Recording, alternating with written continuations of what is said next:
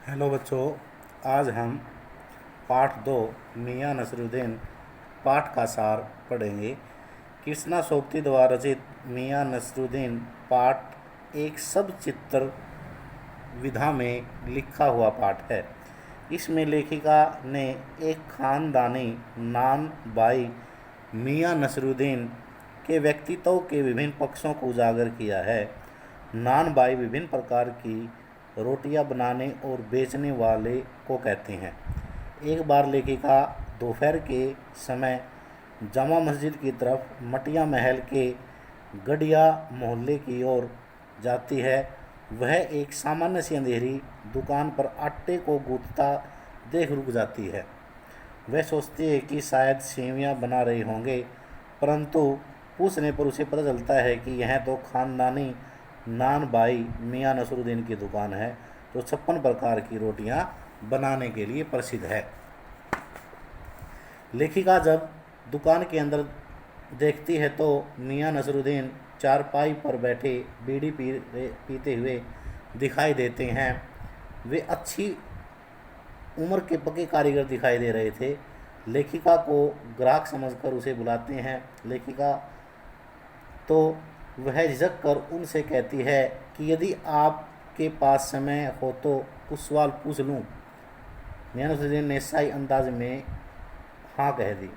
साथ ही यह भी पूछ लिया कि कहीं वे पत्रकार तो नहीं, क्योंकि वे अखबार निकालने और पढ़ने वाले दोनों को बेकार व्यक्ति समझते हैं। लेखिका उनसे पूछती है कि उन्होंने अनेक प्रकार की रोटियां पकाने की शिक्षा कहाँ से प्राप्त की। मियाँ ने उत्तर दिया कि यह तो उनका खानदानी पेशा था। यह कार्य उन्होंने अपने पिता से सीखा। पिता की मृत्यु के बाद उन्होंने यह व्यवसाय संभाल लिया था। उनके पिता मियाँ बरकत शाही नानबाई गढ़िया वाले के नाम से प्रसिद्ध थे। उनके दादा अल्लाह नानबाई मियाँ कल्लन के नाम से जाने जाते थे। लेखिका ने जब उनसे पूछा कि क्या उन्हें अपने पिता और दादा की कोई शिक्षा याद है, तो मियाँ ने उत्तर दिया कि काम करने से आता है, शिक्षाओं से नहीं। इस पर लेखिका फिर पूछती है कि जब आपने काम करना शुरू किया था तो आपके पिता ने आपको कोई सीख तो अवश्य दी होगी।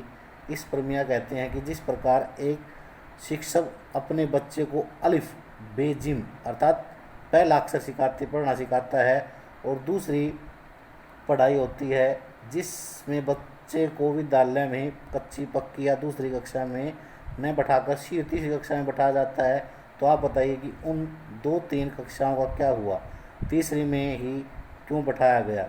लेखिका जब इसका उत्तर नहीं दे पाती तो वे स्वयं समझाते हैं कि हमने पहले बर्तन धोना, भट्ठी बनाना, भट्ठी जलाना आदि सीखा और अंत में नानबाई का कार्य सीख गए। लेखिका ने उनसे पूछा कि आपने खानदानी नानबाई होने की बात कही थी, क्या यहाँ और भी नानबाई हैं। इस पर मियाँ ने बताया कि तो बहुत बहुत, परंतु वे खानदानी नहीं हैं। उन्होंने कोई पुरानी बात याद करते हुए कहा कि एक बार बादशाह ने हमारे बुजुर्गों से पूछा था कि क्या वे कोई नई चीज़ खिला सकते हैं, तो बादशाह की आज्ञा से उन्होंने ऐसी चीज़ बनाई थी जो न तो आग से पकी थी और न ही पानी से। लेखिका के उस चीज़ के बारे में पूछने पर मियाँ ने केवल इतना कहा कि यह न पूछिए, क्योंकि खानदानी नानबाई तो कुएं में भी रोटी पका सकता है। इस पर लेखिका ने पूछा कि उनके बुजुर्गों ने शाही बावर्ची खाने में काम किया था। इस पर मियाँ ने उत्तर दिया यह बात तो पहले हो चुकी है। तब लेखिका बादशाह का नाम पूछती है, मियाँ नहीं बता पाते, और जब लेखिका बहादुर शाह जफ़र का नाम लेती है तो मियाँ खींच कर कहते हैं उन्हीं का नाम लिख लीजिए।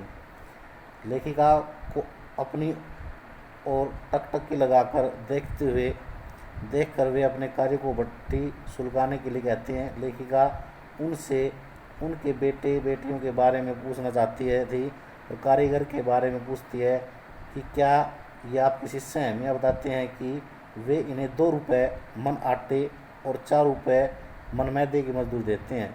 मियाँ अपनी भट्टी पर बाकर खानी, सीलमार, ताफ्तान, बेसनी, खमीर, रुमाली, गाव, देदा, गाजे बांध, तुनकी आदि रोटियां बनाते हैं। तुन की रोटी पापड़ सी पतली होती है, मियाँ अतीत में खो जाते हैं और एक गहरी सांस लेकर कहते हैं, वह ज़माना चला गया जब पकाने खाने की लोग इज्जत करते थे, अब तो तंदूर से निकली खाई और बस समाप्त। अर्थात इस पाठ में मियाँ नसरुद्दीन के व्यक्तिगत जो कला है, कौशल है, रोटी बनाने की जो कला है, उसको उभारा गया है। यही इस पाठ का सार है।